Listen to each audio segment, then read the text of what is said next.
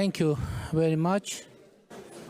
Honorable Prime Minister Garibashvili, Mr. Duclos, participants of the 6th Paris Peace Forum, ladies and gentlemen.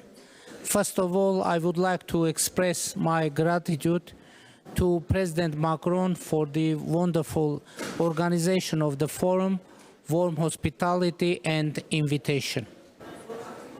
One of the pillar records of the forum documents is that 2 billion people worldwide live in conflict-affected areas. From the point of view of the Republic of Armenia, it would be more precise to write that sentence as follows. As a result of ethnic cleansings, more than 500,000 Armenians no longer have the opportunity to live in their homeland. 500,000 is the number of Armenians who were forcibly displaced from Azerbaijan and became refugees as a result of ethnic cleansing. About 360,000 of them were forcibly displaced from Azerbaijan since the beginning of the 90s as a result of the Sumgait and Baku massacres and Armenophobia. Since then, Armenophobia, unfortunately, has been the state policy in Azerbaijan. And before that, under the Soviet Union, due to administrative and psychological pressures, Armenians had to leave Nakhichevan and many other areas of Azerbaijan.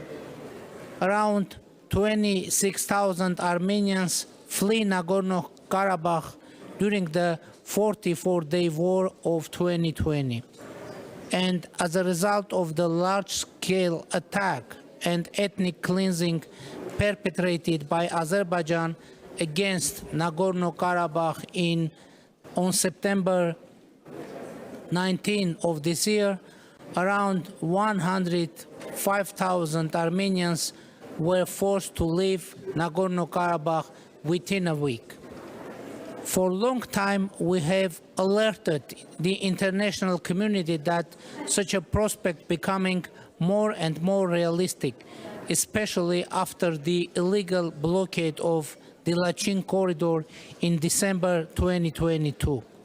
But the international community did not take any adequate measures, and we cannot blame those people who claim that the forced displacement of Armenians from Nagorno-Karabakh took place with the silent or behind-the-scene agreement of some of the international players.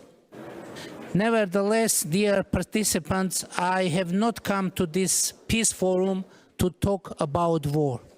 I have come to talk about peace, even though Azerbaijan has started to call the Republic of Armenia West Azerbaijan, after implementing yet the minimum of its plan of Armenian cleansing. The concept of so-called Western Azerbaijan, which is a concept of preparing a new war against the Republic of Armenia, is propagated in schools, universities, and mass media of Azerbaijan.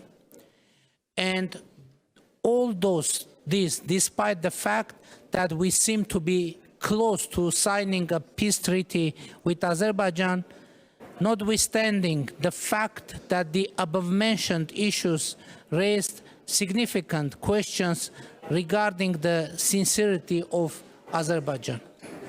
But it does not shake our commitment to the peace agenda, and we hope to sign a peace treaty with Azerbaijan in the coming months based on the following 3 principles agreed upon in the negotiations held in Brussels. Principle number 1. Armenia and Azerbaijan fully recognize each other's territorial integrity and sovereignty based on the understanding that Armenia's territory covers 29,800,000 square kilometers and Azerbaijan 86,600,000 square kilometers. Principle number 2. Armenia and Azerbaijan confirm their unequivocal commitment to the 1991 Almaty Declaration as a political framework for the delimitation.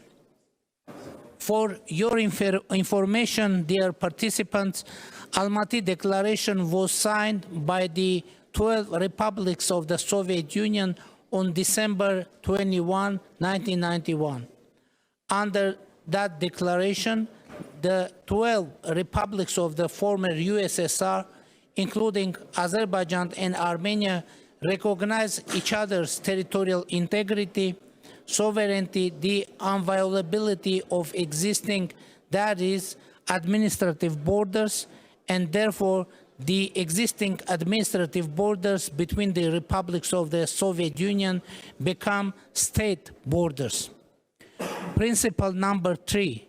Future transport arrangements for unblocking transport and economic links in the region will respect the principles of sovereignty, jurisdiction, reciprocity, and equality of all countries. We reached an agreement on these principles during the negotiations with the President of Azerbaijan in Brussels, and these agreements were recorded in the statements of the President of the EU Council, Charles Michel, following the May 14 and July 15, 2023 trilateral meetings. French President Emmanuel Macron and German Chancellor Olaf Scholz also expressed their support for these principles, which is expressed in the quadrilateral statement of Granada signed by Charles Michel, Olaf Scholz, Emmanuel Macron, and me, and it happened last month. And if Azerbaijan doesn't reject those principles, it means that signing a peace treaty with Azerbaijan in the coming months becomes very realistic. Unfortunately, the President of Azerbaijan refused to participate in five-party meeting in Granada last month. The planned trilateral meeting in Brussels in October did not take place, and I have not received an invitation to the next meeting from Charles Michel. I hope our European partners are committed to their obligations.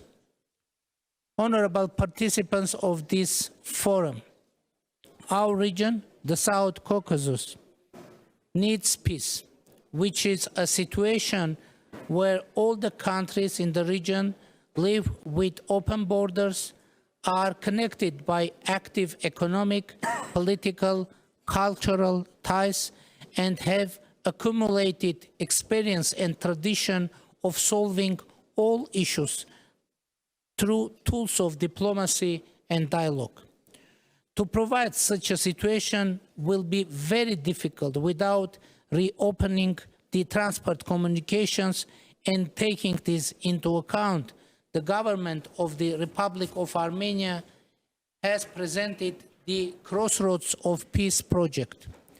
This is a plan to connect our regional countries, including Azerbaijan, Armenia, and Turkey, with railways, roads, cables, gas pipelines, power lines, or strengthen existing connections. As you know, at the moment we do not have any functioning road, nor any functioning railway, cable, pipeline, or power line with either Turkey or Azerbaijan, and we propose to change this situation positively.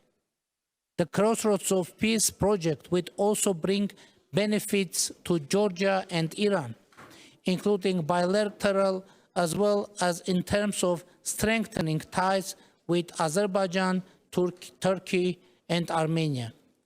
The details are provided in our Crossroads of Peace brochure, which is distributed to you, and I hope that we will be able to implement the project as a guarantee of stable and long-term peace in our region.